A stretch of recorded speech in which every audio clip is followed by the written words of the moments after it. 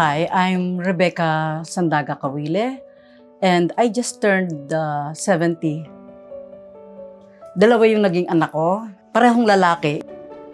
Pag lalaki kasi, di ba, talagang sobrang makulit, magulo. Siyempre, napapatrouble, lalo na sa school. Uuwi na lang tong isa, sira yung polo, tapos napunit-punit na, di ba? That's normal, nakakaanoy. But generally, as a mother, happy ako. Kasi remember, they are gifts from God eh. Binigay lang sila sa akin. So, it is my responsibility to take care of them, to guide them.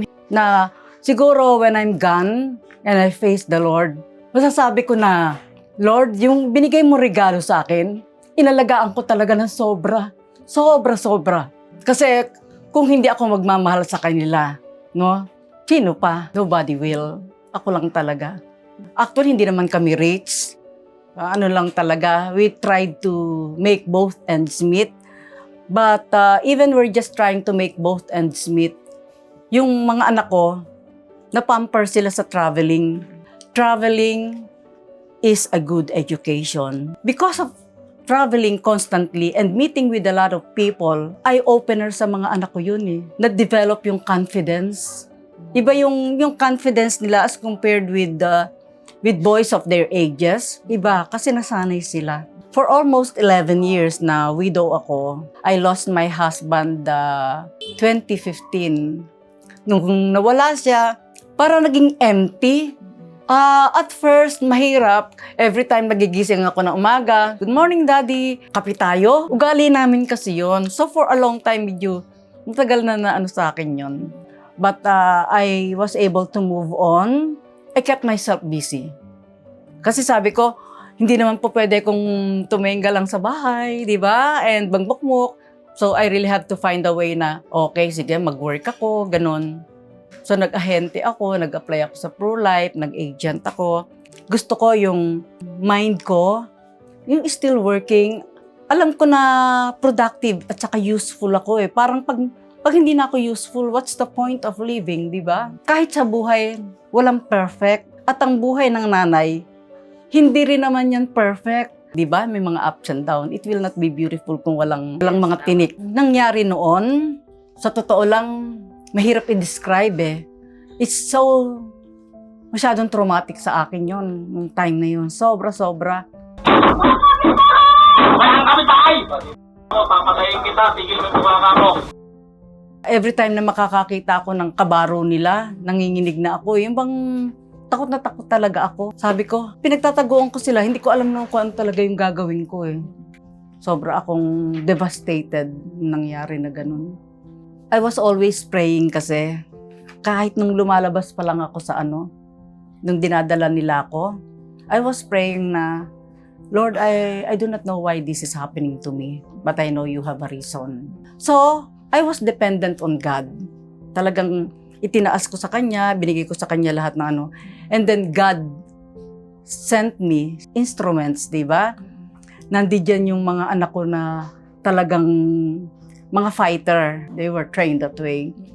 And so, alam nila kung sino mga pupuntahan nila.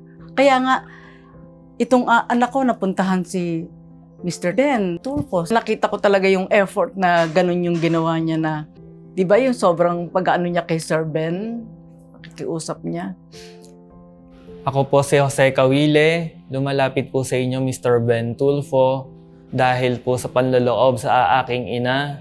Hindi na sila naawa sa matanda, 67 years old, kaya nilang gawin yon. Wala ba silang nanay para ganunin nila? Pag naaalala ko yung sigaw ng mami ko. Walang kami tayo! Papatayin kita, tigil mo yung mga mo. Nagigigil ako eh, wala akong nagawa, malayo ako eh.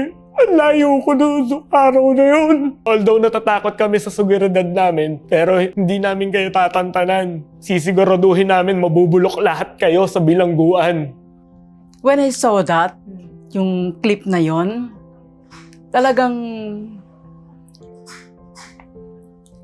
parang it struck my heart. It touched so much my heart.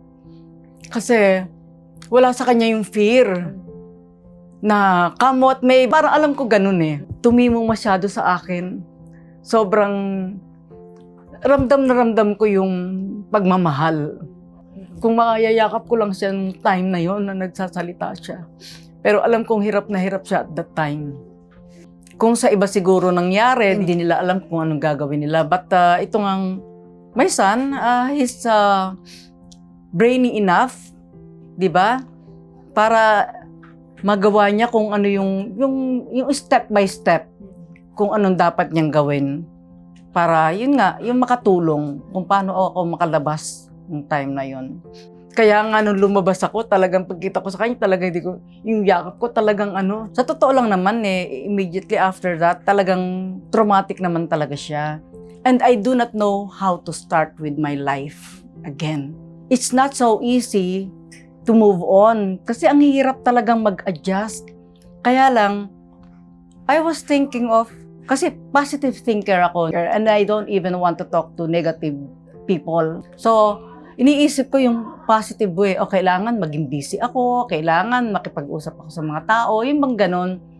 So yun, I started communicating with people, contacting people. Unti-unti, bumalik ako ng pro-life. I tried to associate again. Pagiging nanay sa buhay natin, hindi naman yan sabihin natin masaya ka dahil puro rosy yung pinagdadaanan. Hindi As nanay, marami pa rin tayong pagdadaanan ng mga struggles, mga trials. Pero whatever trials come your way, just have strong faith in the Lord. Lahat ng bagay natatapos din. Hindi lahat ng panahon ay umuulan at hindi lahat ng panahon ay umaaraw. Katulad yan ng buhay natin. Meron tayong maaraw, meron tayong maulan.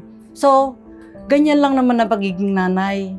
Laban lang. Huwag kayong bibigay kahit kailan. Never give up on your children.